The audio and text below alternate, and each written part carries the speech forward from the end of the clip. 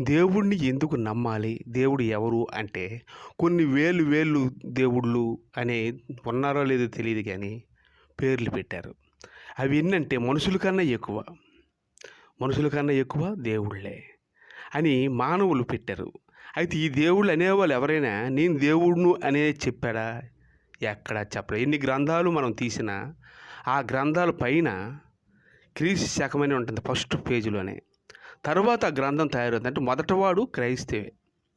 ఆదియు అంతము నేనే ఉన్నానంటాడు ప్రభువు. అయితే ఇది ఏంటంటే ఈ గ్రంథాలని తర్వాత వచ్చినవే. చాలామంది సనాతన ధర్మం ఇది మాది రైటు, ఇది మాది రైటు అంటారు. కానీ ఎవరు పుట్టినా ఎవరు చచ్చినా క్రీస్తు శకం అంటారు. ప్రజెంటు క్రీస్తు పూర్వం అంటే యేసుప్రభు పుట్టకముందు.